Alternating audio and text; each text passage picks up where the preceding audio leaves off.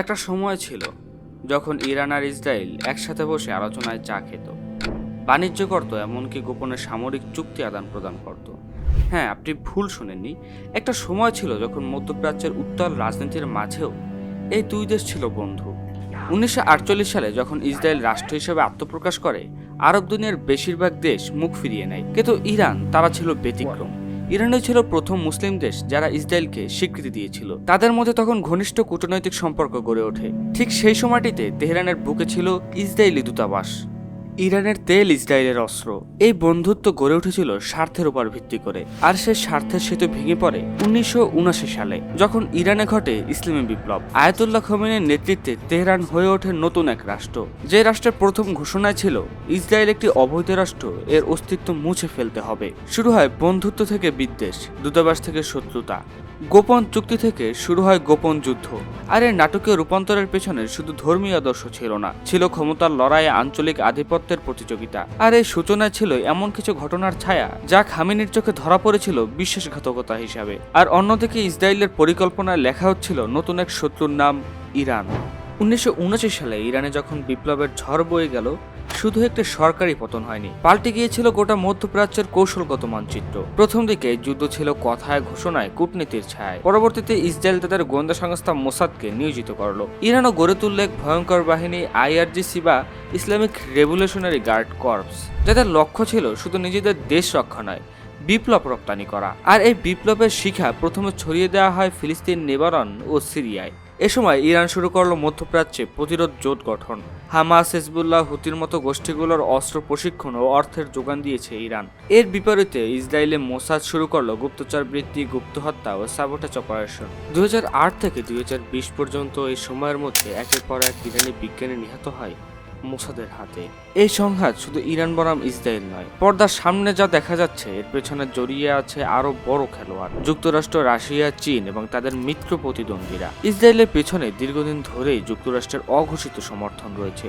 অর্থ, অস্ত্র, কূটনৈতিক প্রভাব, সব দিক থেকে ইসরায়েলকে সহায়তা করে ওয়াশিংটন। মার্কিন কংগ্রেসে ইসরায়েলের স্বার্থ নিয়ে নিয়মিত আলোচনা হয়, এমনকি সামরিক সহায়তার বিলও পাস হয় প্রায় বিনা বাধায়। প্রতিটি বড় সংঘাতের সময় ইসরায়েল জানে তাদের পাশে আছে যুক্তরাষ্ট্র। অন্যদিকে ইরান কখনোই সরাসরি কোনো শক্তির সাথে জোটবদ্ধ হয়নি, তবে আন্তর্জাতিক মঞ্চে রাশিয়া ও চীনের কৌশলগত সমর্থন তারা পেয়ে এসেছে শুরু থেকেই। সিরিয়ায় আসাদ সরকারের পক্ষে রাশিয়া ও ইরান একসঙ্গে লড়েছে। অন্যদিকে চীনের সঙ্গে অর্থনৈতিক ও জ্বালানি চুক্তির মাধ্যমে তেহরান পশ্চিমা নিষেধাজ্ঞার চাপ কিছুটা হলেও সামলানোর পথ খুঁজেছে। এই বাস্তবতার প্রশ্ন উঠছে, এই সংঘাত কি শুধু এই দুই দেশের সীমায় আটকে থাকবে, নাকি ভবিষ্যতে এটি পরিণত হবে এক বিস্তৃত আঞ্চলিক যুদ্ধ, যেখানে খেলবে বৈশ্বিক শক্তিগুলোর স্বার্থ ও প্রতিদ্বন্দ্বিতা, বা সূচনা হবে তৃতীয় বিশ্বযুদ্ধের? মধ্যপ্রাচ্যে কোনো সংঘর্ষই বেশি দিন আলাদা হয়ে থাকে না। এক দেশের মিসাইল কখনো আর এক দেশের সীমানায় গিয়ে পড়ে, আর তখনই শুরু হয় প্রতিক্রিয়ার নতুন পর্ব। ইরান ও ইসরায়েলে বর্তমান সংঘাত এখনো সীমিত, কিন্তু আশঙ্কা থেকেই যায় এটা ধীরে ধীরে বড় পরিসরে ছড়িয়ে যেতে পারে।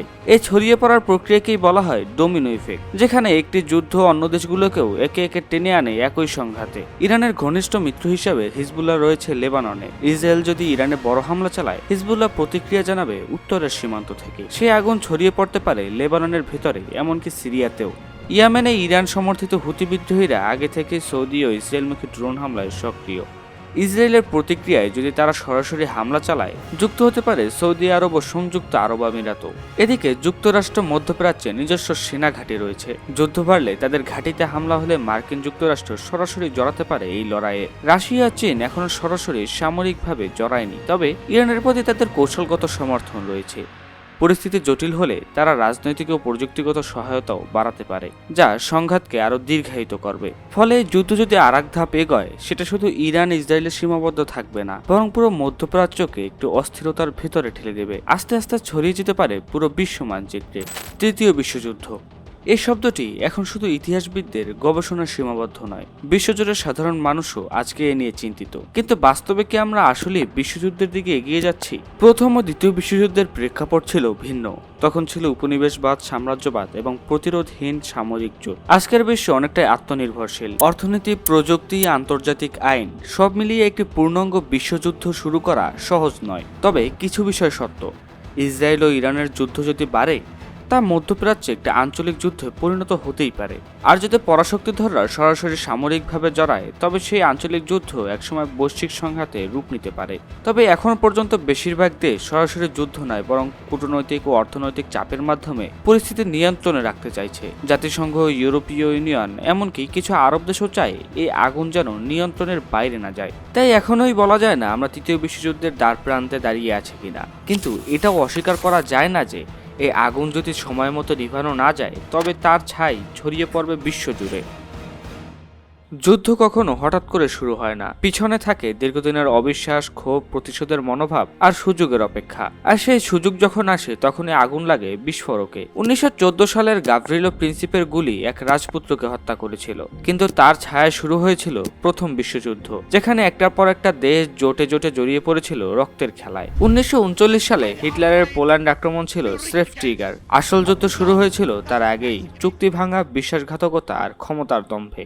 আজকের সময়টা অনেকটা তেমন। শুরু হয় সাইবার আক্রমণ, তারপর আসে ক্ষেপণাস্ত্র, শুরু হয় কথার লড়াই, তারপর নামে ড্রোন। কিন্তু যুদ্ধ শুরুটা যত দ্রুত হয়, থামানোটা ঠিক ততটাই জটিল। ইতিহাস একটা বিষয় পরিষ্কার করে বলে, যুদ্ধ থেমেছে তখনই যখন দুই পক্ষের ক্ষতির মাত্রা অসহনীয় হয়ে উঠেছে। প্রথম বিশ্বযুদ্ধ থেমেছিল কোটি প্রাণের বিনিময়ে, দ্বিতীয় বিশ্বযুদ্ধ শেষ হয়েছিল দুই পারমাণবিক বোমার ধ্বংসযজ্ঞের পর। ইতিহাস আমাদের অনেক কিছু শিখিয়েছে, কিন্তু সবচেয়ে গুরুত্বপূর্ণ শিক্ষা হলো মানুষ যুদ্ধ চায় না, চায় বাঁচতে, ভালোবাসতে, সন্তানকে নিরাপদে বড় করতে। তাই ইতিহাস শুধু বইয়ের পৃষ্ঠা না, এটা একটা আয়না, যেখানে আমরা ভবিষ্যতের সম্ভাব্য বিপদ দেখতে পারি। আর যদি সময় থাকতেই শেখা যায়, তাহলে হয়তো আগুন লাগার আগেই পানি ঢালা সম্ভব।